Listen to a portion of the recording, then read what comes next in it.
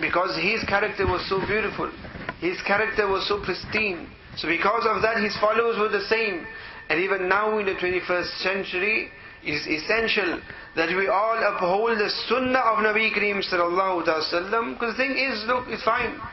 We're complaining and we're crying of what they're doing. Why do we not cry of what we are doing? What are we doing? They are showing Nabi Kareem sallallahu alaihi wasallam. They are drawing an image of Nabi Kareem sallallahu alaihi wasallam which doesn't exist. And we are also doing the same. We are doing exactly the same. We are showing an image of Nabi Kareem sallallahu alaihi wasallam which doesn't exist. As Muslims, the manner in which we are destroying the sunnah of Nabi Kareem sallallahu alaihi wasallam, the disregard we have for the sunnah of Nabi Kareem sallallahu alaihi wasallam, the image that we are giving them of Islam, what is it we are doing? We are doing exactly the same, but we are doing worse than what they are doing. They laugh that off. But we are practical demonstrators, and we are practically demonstrating to them that look, Muslims are so bad. Our wheelings and dealings are so bad, we are showing them how Muslims were. Our akhlaq, our character is so evil, they seeing how Muslims are. Our tongues are so vile, they seeing how Muslims are. Our appearance is totally against that of the sunnah. So we are showing them what Muslims truly are. So if there is anybody that is tarnishing the reputation of Nabi Kareem sallallahu alaihi wasallam, it is us as Muslims. Why are we not writing on that? Why are we not protesting on that? That, oh Muslims, what is it that you are doing? Oh Muslims, why is it that you are destroying the reputation of your own Nabi of Allah? What we are doing is worse than that what they are doing. They are kuffar. We can't expect anything better from them. Did we expect anything better from them? It is in their khasrat, it is in their nature. They've done that in the past and they'll continue to do it. We cannot expect anything better from them. But yes, we should expect better from us. Those who claim that we have love for Nabi sallallahu alaihi wasallam, then we should be given and upholding the sunnah of Nabi Kareem sallallahu alaihi wasallam rather than us being the ones destroying the sunnah of Nabi Kareem sallallahu alaihi wasallam. And the third, most important thing is to do with the current situation, and that is that each and every single person who has an account with Facebook should tonight, by the end of tonight, should delete, not just deactivate, but totally delete the account with Facebook. And I'm sure there are many Sati who have accounts with Facebook. There are many listening at home who have accounts with Facebook. And the reality is, dear friends, we need Facebook. When we know how evil and vile it already is, and we know all the harms that Facebook is already creating in people, where illicit relationships are coming about, where people have illicit friends and friendships, adding each other to their friendship, sending messages here and there, winks and all sorts here and there. Is Facebook something as Muslims that we need? We don't need it as it is anyway. And we can't live without it. We do not need it at all. And there are thousands and thousands of, throughout the world, members on Facebook who are Muslims. And the whole point is that we need to, as I said, there's no point us going and writing in the streets. If we go out and write in the streets, it doesn't affect Facebook at all. It doesn't affect them whatsoever. Yes, if people start boycotting Facebook, if people start deleting their accounts on it, and stop using Facebook, then definitely it will hit them hard.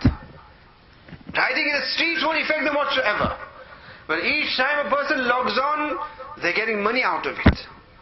They're getting financial gain out of it. And that's the whole point. Whichever website you have, wherein people utilize it for free, but the person behind it, they can't run it for free, can they? They're getting their money out of it. The profile of the company, the value of the company is increasing. So they are getting their monetary gain out of it. And that is all that they want. All they want is attention. They just want advertisement. They just want customers. They just want to make money out of it. And if they're not going to make money out of it, that's when they're going to feel it. And if they find by the end of the night they have thousands and thousands and thousands of accounts deleted for the same reason, to start seeing stars, then they'll understand and realize that we made a big mistake. The female also who had initiated it, who now is saying that I regret and I wish I hadn't done it. Now she's saying that she didn't.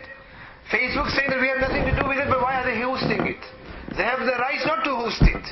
They are willingly hosting it. So this is the manner in which we can prevent it. Do you remember a while back? The issue with regards Facebook. That whatever data a person puts on Facebook, Facebook will retain it. Even if you delete your profile, all your data will be retained by Facebook. There was this issue which was out some time back. And because of that, 12,270 odd people had deleted their accounts just on that matter.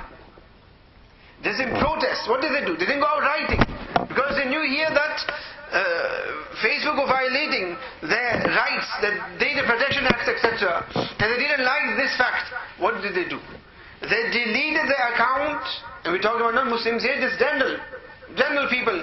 People have accounts with Facebook, they deleted their accounts so that it should hit Facebook, so Facebook reconsiders it. 12,200 and something people. It might be more by now, but statistics of recent had boycotted and had deleted their account from Facebook. And I'm sure there's a lot more Muslims than that number already on Facebook. A lot more Muslims on Facebook. And each one, if they delete their account and the reason, give their reason as well for this specific purpose, that they dislike this violation and the hurt that they bring to that matter which is so close to their heart, then you'll find it will make them reconsider. It will make them reconsider. It will hit them where it hurts the most. And that is something, the least that as moments, least as ummatis of Nabi Kareem sallallahu alaihi wasallam we should be able to do. And we should ask ourselves, what is more important to us? Love of Nabi Kareem sallallahu alaihi wasallam or our account on Facebook? Which is more beloved to us? Wherein Nabi Kareem sallallahu alaihi wasallam has clearly mentioned that Wallahi la yu'min, that you cannot be mu'min hatta akuna ahabba ilayka, until I become more beloved to you min nafsika wa walidika wa ahlika wa nafs ajma'in, that until I am not more beloved to you than yourselves, your parents, your family and people, until then you are not true mu'min. So Farooq mentioned, O Nabi of Allah, I love you more than my family, my parents, my family, everybody, but maybe not as much as I love myself. Nabi Kareem sallallahu alaihi wasallam said to him, "O Umar, you do not have love for me then." Nabi Kareem sallallahu alaihi wasallam then put his hand on the chest of Sayyidina Umar radiallahu ta'ala, and then he said, "Ala al-an." Yes, O Nabi of Allah, yes, now I do. Now I love you even more than I love myself. That's what Nabi Kareem sallallahu alaihi wasallam said. Now you have true love for the Nabi of Allah. Do we have true love for Nabi of Allah? If we have true love for Nabi of Allah, this is our test. The Sahaba were put through their test in their form. In the 21st century, we have been put through our tests. And what is our test? All our test is to delete your account. That is all. And we're not going to lose much in that whatsoever. We're not going to lose much. And if we can't even do that, then we need to question what sort of love do we have for Nabi Kareem sallallahu alaihi wasallam. Do we truly have love for Nabi Kareem sallallahu alaihi wasallam, or is it something that we're just saying or claiming that we have love for Nabi Kareem sallallahu alaihi wasallam? And the reality is that this ummah, no matter how far they are from the sunnah of Nabi Kareem sallallahu alaihi wasallam, they have great love for Nabi Kareem sallallahu alaihi wasallam. इसको भगाते नहीं यहाँ क्योंकि बाद में आना अभी क्या काम है उसका खालिद आप जाइए Nabi Kareem sallallahu alaihi wasallam, the Sahaba, the ummah of Nabi Kareem sallallahu alaihi wasallam, they have great love for Nabi Kareem sallallahu alaihi wasallam, without doubt have great love for Nabi Kareem sallallahu alaihi wasallam. It is for that reason that we find when anything that this does happen, we find Muslims, the love of Nabi Kareem, and the thing is, which backfires, where they want to try and ridicule Nabi Kareem sallallahu alaihi wasallam, where they want to, as I mentioned to you, disgrace Nabi Kareem sallallahu alaihi wasallam, lower Nabi Kareem sallallahu alaihi wasallam, all they do is they ignite the love of Nabi Kareem sallallahu alaihi wasallam in the heart of the Muslims.